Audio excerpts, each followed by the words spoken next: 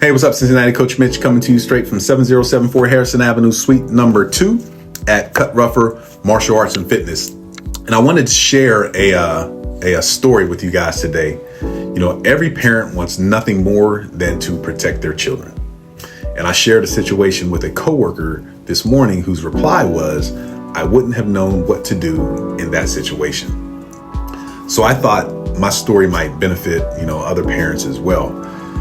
So I want to share 2 situations. One happened several years ago, and the other happened just this morning, May 6, 2026.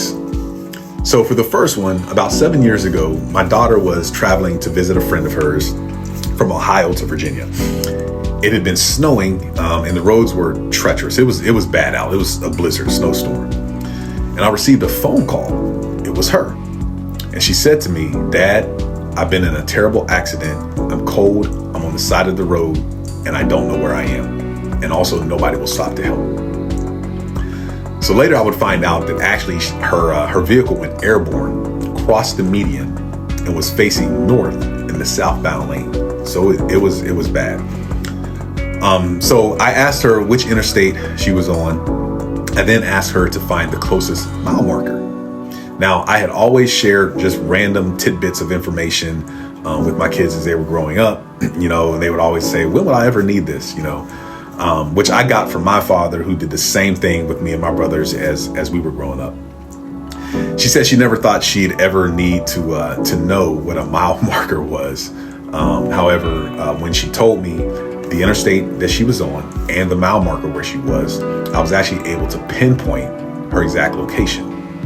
I told her she was actually only about 20 minutes from where her grandparents lived, so this was like a blessing.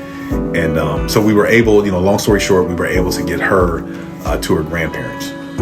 Now, as if finding out your daughter's car went airborne in the middle of a snowstorm crossed the median facing north in the southbound lane, as if that wasn't enough, I received a phone call this morning where I had to end up helping my daughter navigate out of a possible human trafficking situation. So this is a nightmare for dad.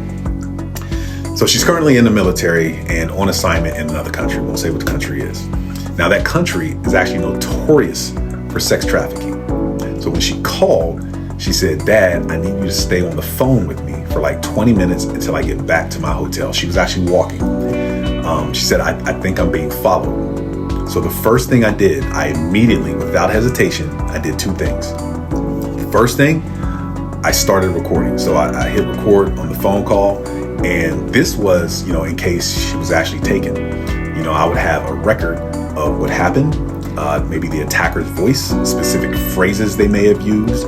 I would also have a description, because she knows to start yelling those things out in a situation like this, whether it's distinguishing marks, tattoos, height, weight, eye, hair color, etc. All of those things she knows what to do. So that was the first thing. The second thing I did was ask her for the name of her commanding officer. This was so that I knew who to notify if something were to happen. So after I started recording and I got the name of her commanding officer, I then began walking her through the process of staying alive.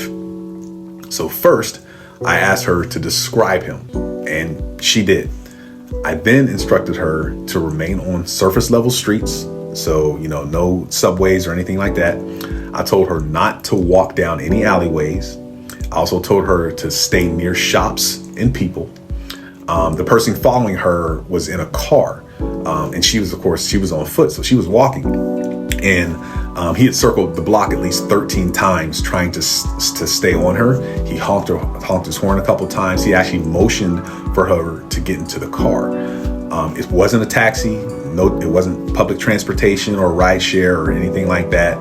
But then we navigate her through a park. So she was off the sidewalk, the main sidewalk where he was following her. This was in an attempt to make it difficult for him to continue following in the car. So she was able to eventually lose him about 2 blocks away from her hotel. So I stayed on the phone until she actually got into her room. And then I instructed her not to leave the hotel again without an escort or in a group.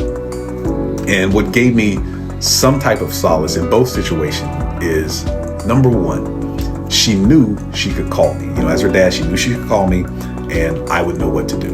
Number two, she remembered everything that I had taught her as a kid. She remembered what mile markers were. So she was able to find that mile marker and we got her out of that situation. When she was young, I would actually put her in situations purposely where she would have to give me descriptions of random strangers on the street as we'd be walking by in a store, wherever it might be. She never knew when I was going to ask her for a description. So she had to always be ready to answer.